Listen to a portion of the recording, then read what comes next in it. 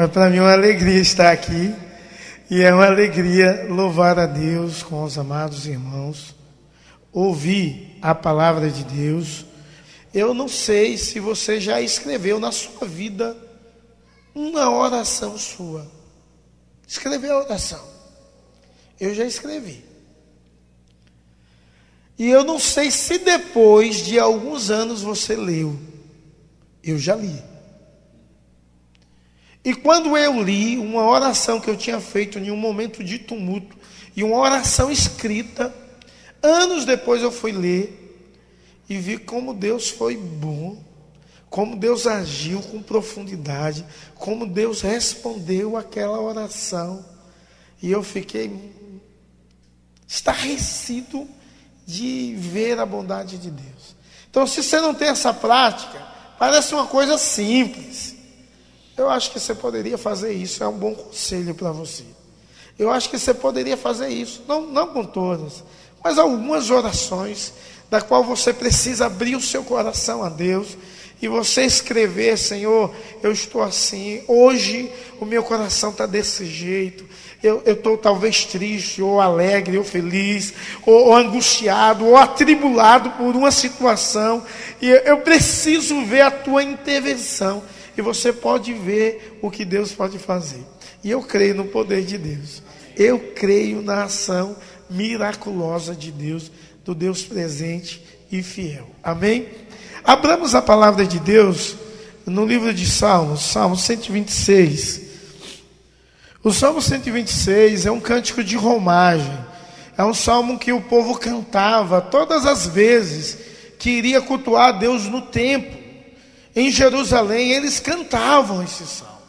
Eles louvavam a Deus com esse cântico, lembrando do que Deus fez e como Deus é poderoso para fazer muito mais. Amém? Diz assim a palavra de Deus: quando o Senhor restaurou a sorte de Sião, ficamos como quem sonha.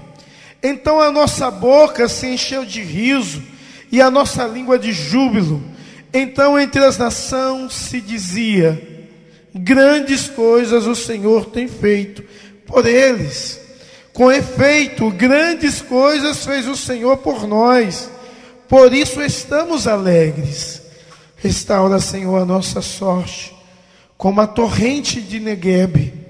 Os que com lágrimas semeiam, com júbilo ceifarão. Quem sai andando e chorando enquanto semeia, voltará com júbilo, trazendo os seus feixes. Amém? Salmo 126. Vamos orar? Deus, nós te louvamos e te agradecemos pela tua mãe bondade, teu amor, a tua provisão, a direção, o teu cuidado.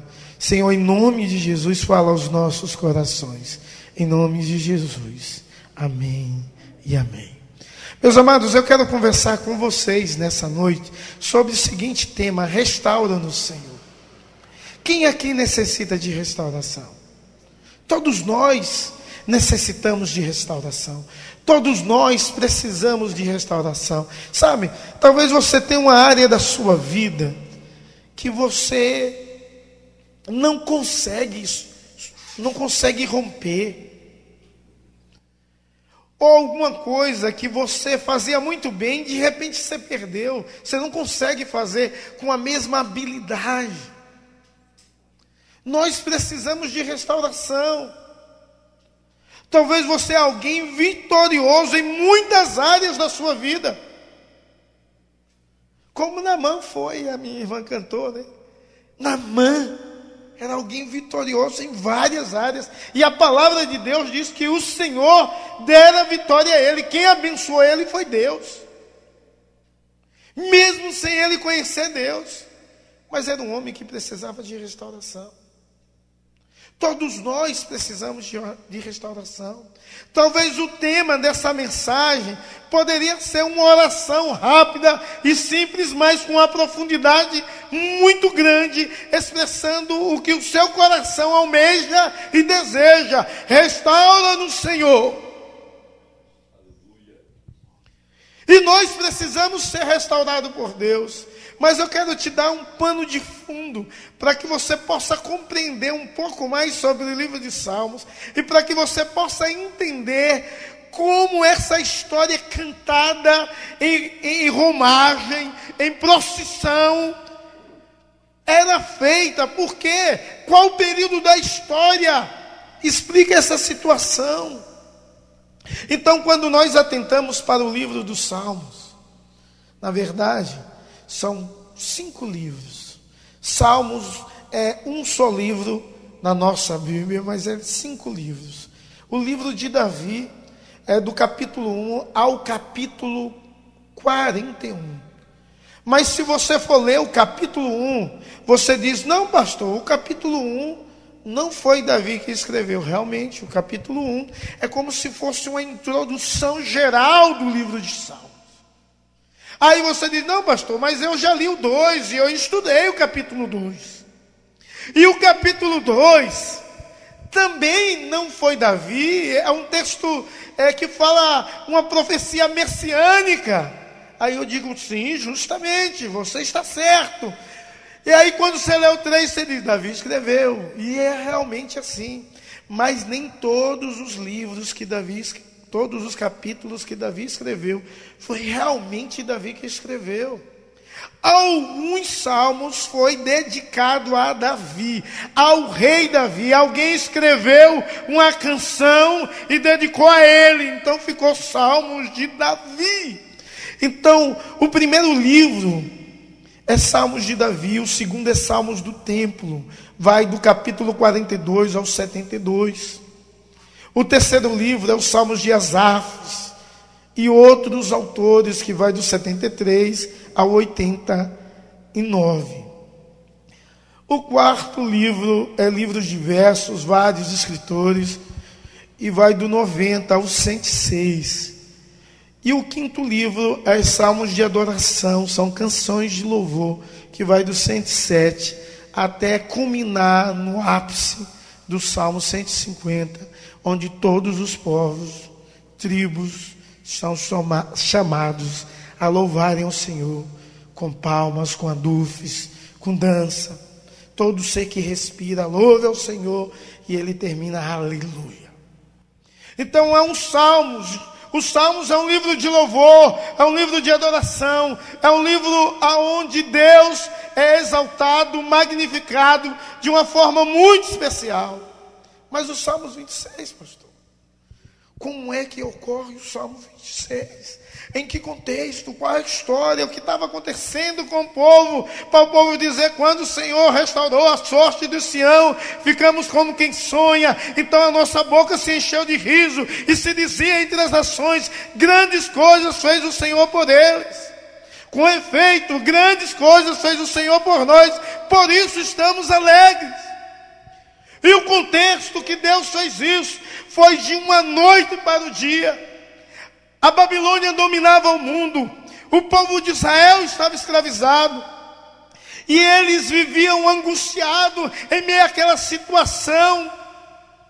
De uma noite para o dia, a Babilônia caiu, Belsazar perdeu o reinado, porque brincou com Deus, com as coisas de Deus, e um dia Deus disse: pesado foste na balança e achado em falta.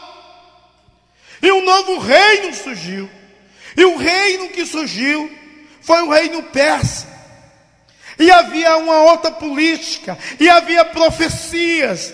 Aquele reino, e o seu rei Ciro, a profecia dizia que ele era instrumento de Deus, e ele creu nisso, mesmo sendo ímpio, e usou de tudo para que Deus fosse glorificado. Inclusive a política dele era uma política boa para com o povo, de enviar o povo de volta para as suas nações e cultuarem, celebrarem a Deus, além de ter consciência que ele era um instrumento de Deus. Meus amados irmãos, quantas pessoas não têm essa consciência que esse ímpio teve? Quantas pessoas na igreja não têm consciência de quem você é? Esse homem acreditava naquilo, e ele investiu muita coisa, investiu seu dinheiro, seu tempo, e libertou o povo. Então o povo disse assim, ó, quando o Senhor restaurou a sorte de Sião, ficamos como quem sonha. A nossa boca se encheu de riso. Era uma alegria imensa, era um júbilo maravilhoso, era uma felicidade incomum.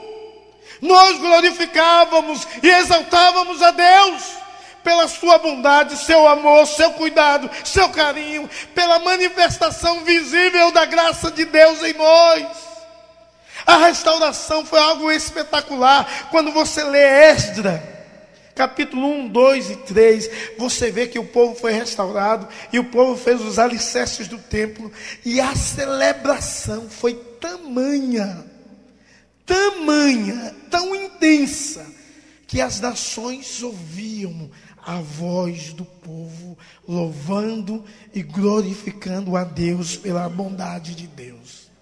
Então o salmista, nesses primeiros 3 versículos, ele retrata um Deus todo-poderoso e um povo que deve celebrar a esse Deus e celebrar as vitórias recebidas desse Deus. Tem gente que não celebra a vitória. Infelizmente, tem gente que não celebra. Tem gente que ganha uma coisa e nem conta aqui com os irmãos para ninguém dar glória a Deus. Não faz isso. Tem gente que tem um prêmio e fica caladinho. Não sabe celebrar. Eu mexo com o povo na igreja assim, diga assim, ó, Deus te abençoou, celebre, glorifique, faça festa. Você tem de celebrar a vitória. Faça um culto a Deus. Eu quero fazer um culto de gratidão a Deus, porque Deus me abençoou. Celebre as vitórias. Esse povo nos ensina a celebrar a vitória. Celebrar de tal forma que todo mundo vai dizer o que aconteceu. O que aconteceu. Com efeito, grandes coisas fez o Senhor por ele. Por isso estamos alegres. Meus amados irmãos, muita gente não é mais abençoada porque não sabe agradecer. Tem gente que está numa situação mal, aí melhora, aí, mais ou menos. Mais ou menos o quê? Tá bom, glória a Deus. O homem que foi curado por Jesus, ele disse bem assim, eu não sei quem foi, mas eu era cego e eu vejo. Vamos celebrar. E saiu pulando, festejando, glorificando, carregando o outro que foi curado, carregando leite e pulando. E aí, você não pode não, é sábado. Quem disse que não pode? Eu só estou celebrando. Celebrando. Tem gente que não celebra. Passei no vestibular. Glória a Deus. Glória a Deus, é bênção. Quantos não passam? Quantos não passam? Eu faço um culto no início do ano e diga assim, quem vai estudar primeira série pela primeira vez. Primeira série. Aí vai as crianças todas alegres. Primeira série, esse pequenininho, né? Felizes.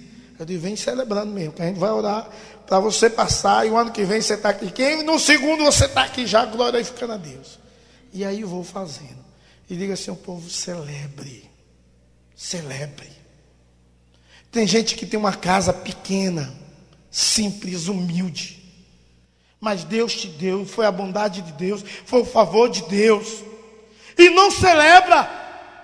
Só fica reclamando, ai, que casa difícil, casa pequena, tem goteira, celebre. Tem tanta gente que ora pedindo a Deus mais condição e começa a ter muita roupa. E depois as mulheradas vão reclamar, tanta roupa para lavar, dói tudo, fica com uma só. Vai reclamar, tem que celebrar. Não é reclamar não, já que está achando ruim, doe. Fique com 2, é pouca roupa para lavar, roupa para passar pouquinho. Pior é que não tem nada para lavar nem para passar. E nós não celebramos, nós reclamamos.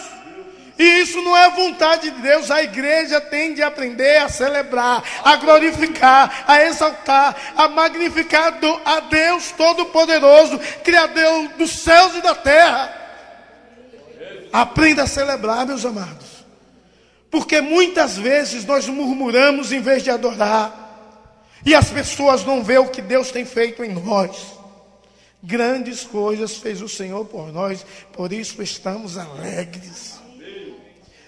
Talvez você precisa de restauração espiritual, de ter a alegria, a unção de Deus, a felicidade de estar na presença de Deus, ser alguém agradecido pelo que Deus tem feito e pelo que Deus é, acima de tudo, seu Deus e Pai. Tem de aprender a celebrar.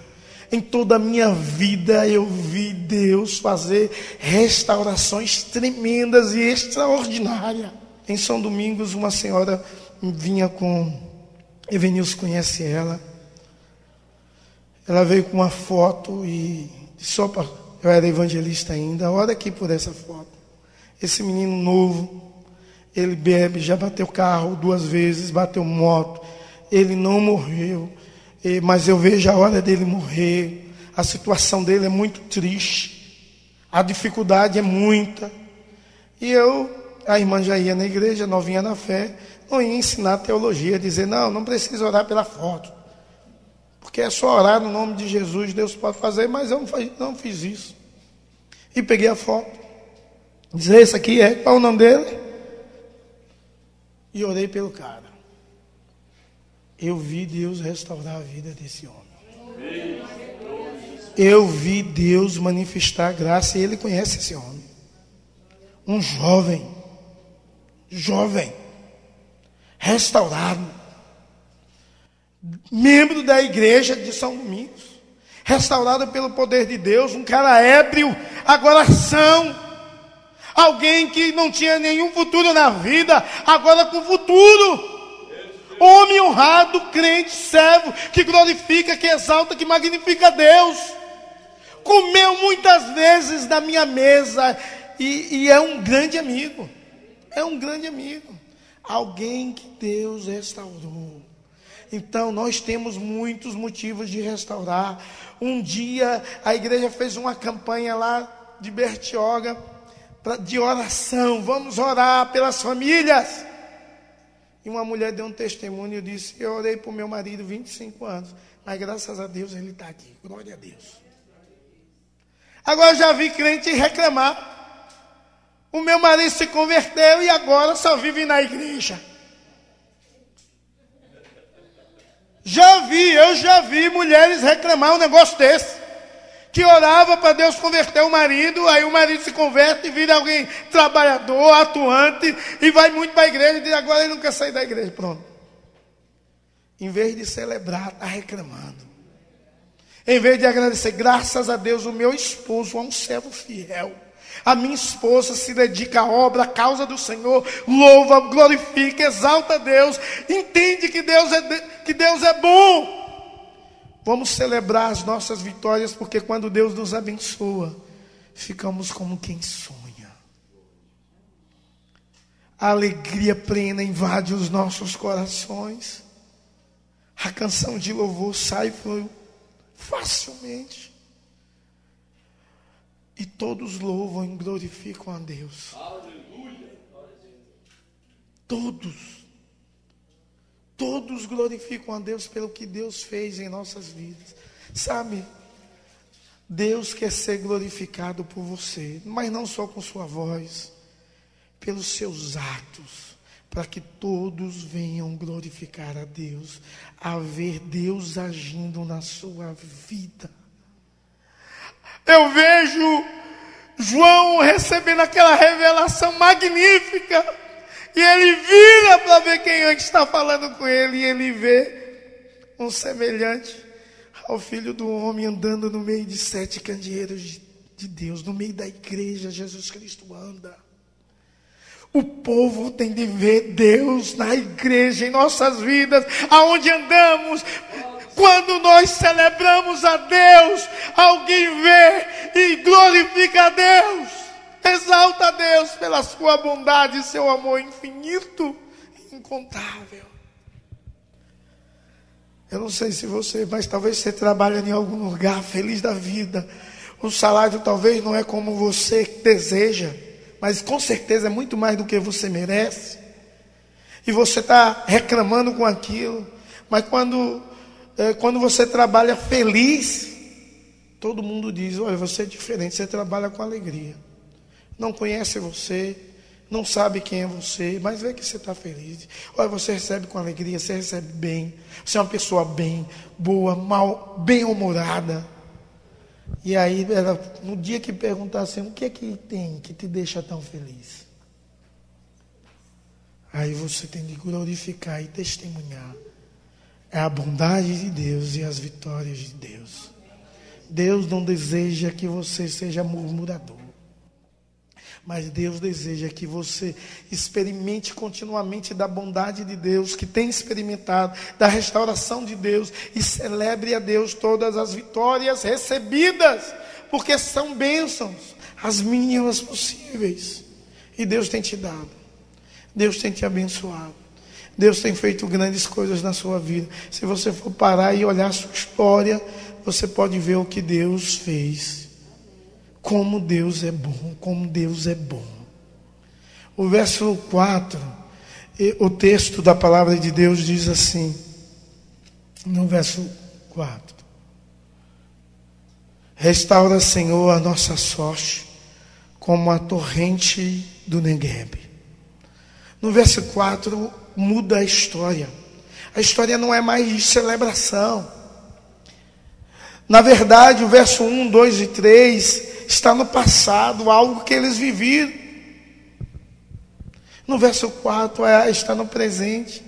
E agora essa igreja precisa de uma restauração. Que Deus faça do mesmo jeito que fez no passado. E a oração é: restaura, Senhor.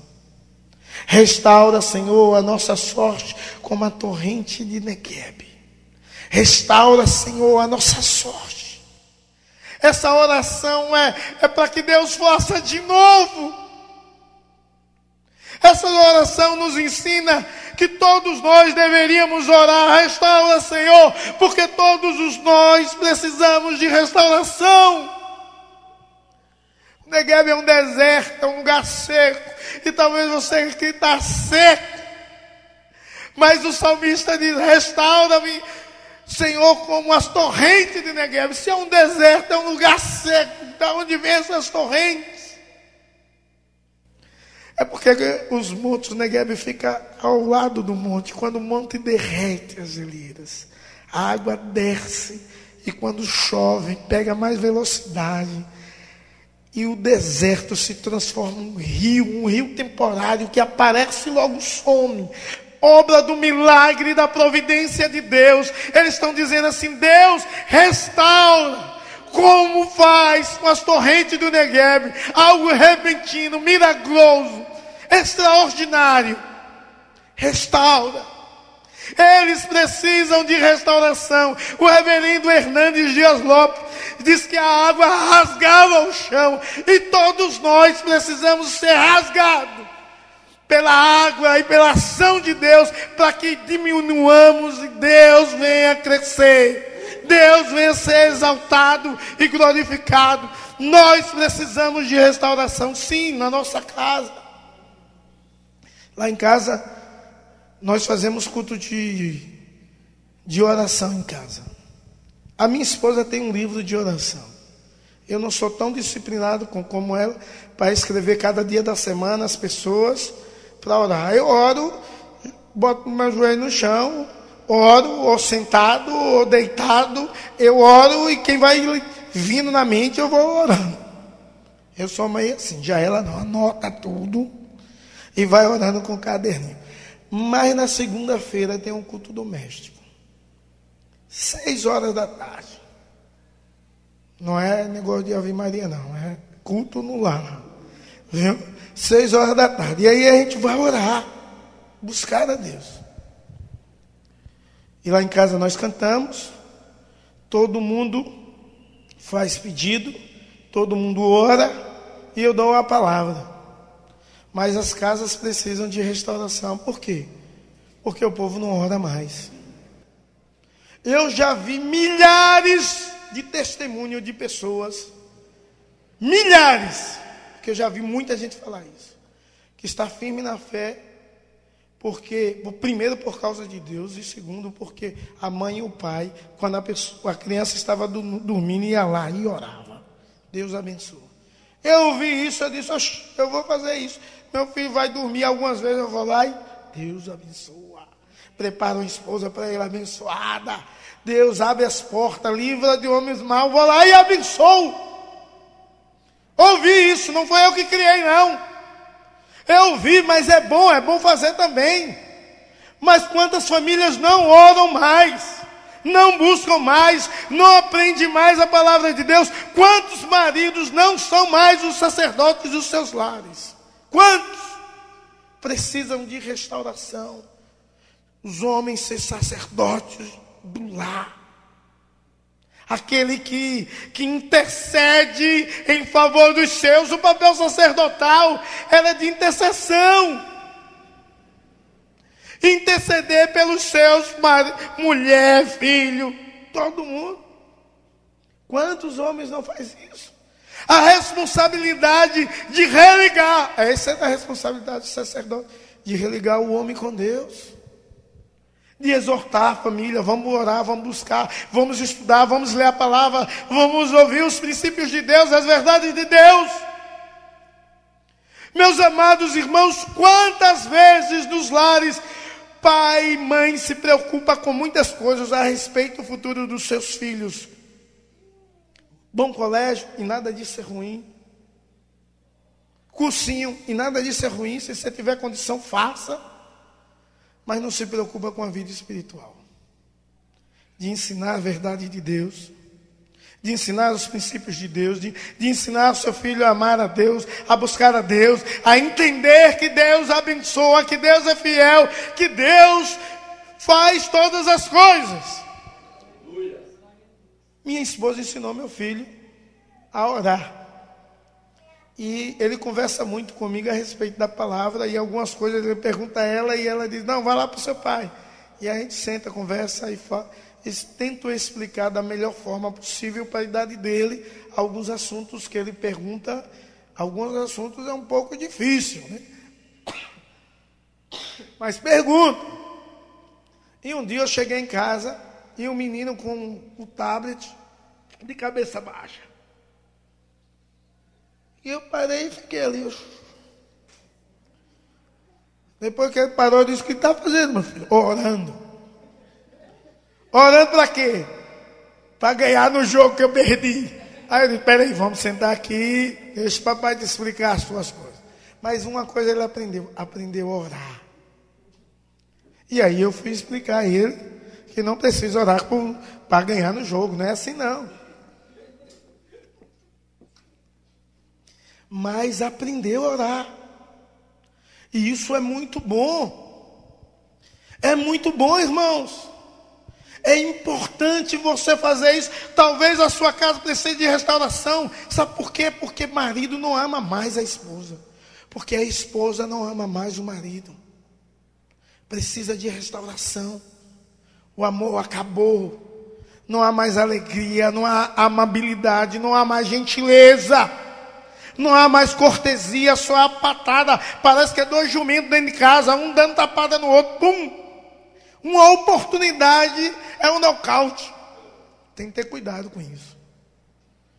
Porque essas coisas destroem o amor. Mas é importante, em nome de Jesus, você entender que na sua casa precisa de restauração. Dizer, Senhor, restaura, Senhor. Senhor, faz de novo, Senhor. Traz algo extraordinário em nossas vidas, em nossos corações. E como mudar uma história dessa? Uma coisa assim, eu quero te dizer que o amor tem ciclo. Ele nasce, ele cresce, ele desenvolve, ele reproduz, ele envelhece e ele morre. O amor morre. Mas o amor morre por causa das patadas. O amor morre porque quem deve perdoar não perdoa. O amor morre porque você esquece que amor não é um sentimento, mas é uma decisão. E você tem de decidir amar, e decidir ser gentil, e decidir mudar a sua vida em nome de Jesus, e pedir a Deus que mude. A sua casa precisa de restauração. Nós precisamos de restauração na igreja. Na igreja. Por quê? Porque a igreja não ora mais como devia. Porque a igreja não busca mais como devia. Porque a igreja não se evangeliza mais como devia. O povo não fala mais da bondade de Deus, do agir de Deus, da manifestação de Deus. O que Deus fez na minha vida, eu sempre falo isso, é poderoso para fazer na sua. Pode fazer na sua. A igreja não faz mais isso. E algumas vezes nós queremos que a nossa igreja seja animada, seja uma igreja boa, uma igreja viva, atuante, uma igreja que conheça as verdades de Deus, os princípios de Deus, mas não lemos a palavra de Deus. Como é que a igreja vai conhecer os princípios de Deus? Se nós não lemos a palavra de Deus. E se você é a igreja? E eu sou a igreja. Você quer uma igreja abençoada, restaurada, em nome de Jesus, viva, amando a Deus, amando a palavra de Deus, amando os princípios de Deus e orando: Deus, não esfria o meu coração, restaura sempre. Porque os obstáculos, as dificuldades, o ladrão do tempo, da urgência, vai tentar te roubar tudo. E passa a vida e você não faz nada. Não orou hoje. Tem gente que trabalha tanto. E quando vai orar, é assim: Deus, o mesmo de ontem, amém. Mas se ontem você orou assim também. E aí? Tem gente que só lê a palavra na igreja. Quando o pregador diz: vamos abrir. Aí a pessoa lê naquele momento. Se o pastor falar: vamos fazer uma mensagem, uma leitura alternada. Se não fizer, você só vai ouvir e ver, acompanhar, mas nem ler. Precisamos de restauração, irmãos. A palavra de Deus diz que o nosso povo perece por falta de conhecimento, e conhecimento da palavra de Deus. Apesar desse conhecimento ser intimidade, não ser leitura em termos direto, em concreto, o conhecimento, a tradução lógica é intimidade. O verbo ali é um verbo de intimidade. Mas quem tem intimidade com Deus sente prazer em ouvir Deus e sente prazer em falar com Deus. Nós ouvimos Deus quando abrimos a palavra de Deus. Falamos com Deus como abrimos os nossos corações e derramamos diante do Senhor todas as nossas necessidades, na certeza que Ele supre. Nós precisamos de intimidade com Deus. Intimidade não é só uma vida de oração. Intimidade não é só uma vida de leitura e estudo da palavra e meditação da mesma. Intimidade inclui vários exercícios espirituais e todos feitos com uma finalidade: glorificar e exaltar ao Senhor e viver para a glória e louvor do Senhor. A nossa cidade precisa de restauração. O nosso país precisa de restauração. Nunca se houve tanta corrupção moral e política.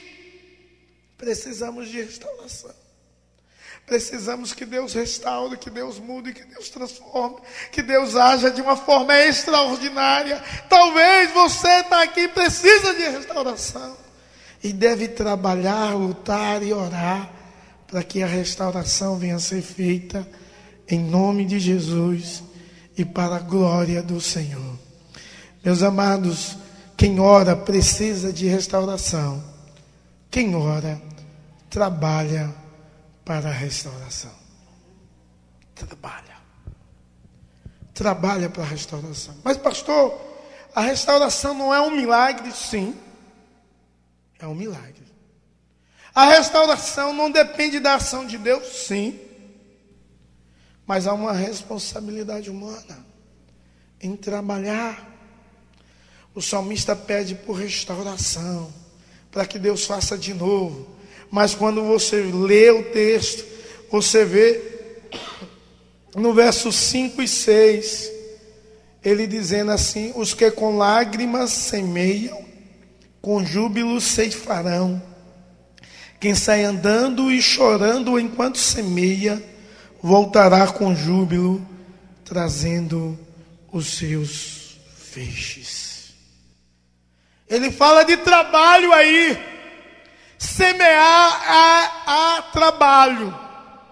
Ninguém semeia sem fazer nada. Você tem que fazer alguma coisa. Meter a mão na semente e jogar a semente na terra. Isso é trabalho. Ele diz assim: o que com lágrimas semeiam, com júbilo ceifarão. Quando a torrente descia no deserto de Negueb, e aquele rio aparecia e sumia, a terra estava fértil, molhada, pronta para ser plantada. Mas para plantar, tem trabalho a fazer. O plantador sai cedo, o plantador semeia muito, o sol castiga aquele que planta, tem de cuidar do que plantou. Nasce ervas daninhas, ele tem de arrancar. Há muitos obstáculos e muitas dificuldades para você colher, mas plantar requer renúncia. E é necessário você entender isso e trabalhar para o Senhor. Possivelmente o salmista ia plantar as sementes e dizia assim: nós deixamos de comer essa. Meu filho, minha esposa, minha mulher, o meu servo não vai comer essa. É uma renúncia, irmãos. É uma renúncia. Você quer que as coisas mudem, mas você não trabalha para a mudança. Você não faz nada, fica de braço cruzado. Meu Deus do céu. Requer renúncia. Renunciar a tempo, dinheiro. Nós queremos uma igreja bonita, com piso bonito, com ar-condicionado, com som melhor. E isso vai fazer como? Você tem de aprender a ofertar, a dizimar. Nós queremos ser uma igreja maior, quebrar aqui, crescer, ampliar. Como isso é possível? Você tem de trabalhar evangelizando, falando da bondade de Deus, do amor de Deus, das verdades de Deus. E isso requer renúncia do seu tempo de lazer, do seu tempo no WhatsApp. E que você gasta muito tempo nisso. No seu tempo no computador, na novela, na televisão. Eu não estou dizendo que essas coisas são pecado. Não. Eu estou dizendo que o trabalho requer renúncia. E você tem de renunciar a algumas coisas para trabalhar para a edificação do reino de Deus aqui na terra. Restaura, Senhor. Mas a palavra de Deus diz: quem com júbilo, quem com choro semeia, com renúncia, com tristeza, com dificuldade, mas trabalha assim, ele sabe que ele vai colher abundante. Com júbilo ele vai ceifar. Você quer a restauração? Comece a semear. Quer a restauração na sua casa? Comece a semear palavras de Deus. Lá. Não comece assim: vamos ler esse ano a Bíblia toda porque o pastor... Não comece assim, você não vai ler. Mas comece lendo alguma coisa com sua família, orando com eles. Você quer semear? Comece a tratar o seu marido melhor, a sua esposa melhor. Comece. Faça isso em nome de Jesus e para a glória do Senhor. Eu conheci uma mulher chamada Zélia. Ela evangelizou o marido. Sabe como, irmãos? O marido chegava bêbado em casa. Bêbado. Sujo, fedendo. Ele tinha mulheres fora. E chegava em casa algumas vezes até sujo. Você está entendendo o que eu estou dizendo. E vem conhecer você também. Tabirinha de Mantina, Minas Gerais. Sabe o que ela fazia? Ela dava banho no marido. Botava comida para ele. E ele amanhecia envergonhado. Porque ele imaginou assim: eu queria que ela quebrasse o pau comigo, porque eu merecia. E ela não quebrava. Ela deveria quebrar o cabo de vassoura na minha cabeça, e ela não fazia isso. Ele me disse isso. E ele foi constrangido pelo amor que ela dava a ele. E quando ele aceitou Jesus, ele diz: não foi pela pregação, Não foi pelo culto animado ou a liturgia descontraída. Não. Não foi por nada disso. Simplesmente foi porque eu vi Deus na vida da minha esposa. Aleluia. Houve muito trabalho e muita renúncia dessa mulher. E o seu marido é um presbítero abençoado. Um homem de Deus, homem crente, homem de oração, que busca, que adora, que serve a Deus com alegria. Meus amados, trabalhe em nome de Jesus. Mas aquele marido não merece, aquela mulher não merece. Nem você merece, rapaz. Você merece o quê? Nada. O senhor é um pecador miserável e eu também. E você peca muito para com a sua família. Nem eu, nem você, nem ninguém merece nada, mas nós devemos tratar e ver as pessoas como Cristo vê, com amor. Se Deus fosse olhar os nossos merecimentos, Ele não vinha e nascia e sofria e morria em uma cruz e ressuscitava por mim, por você, porque eu vou nada para aquele Edemano, isso não merece nada. Ele morreu por mim, mesmo sem eu merecer. Então, somente porque Ele me amou. Você tem de viver as doutrinas bíblicas primeiro lá na sua casa. E quando você vive e se dá por amor, você vive o que Deus viveu. E Deus é glorificado. E a sua família é abençoada. A sua família precisa de restauração. A sua igreja precisa de restauração. A sua cidade precisa de restauração. Então, portanto, a sua oração deveria ser: restaura-nos, Senhor. Amém? Que Deus te abençoe. E que haja restauração na sua vida. Mas que você trabalhe para a restauração. Que você creia na ação de Deus. E que Deus faça algo extraordinário. Em nome de Jesus e para a glória do Senhor. Deus te abençoe. Amém.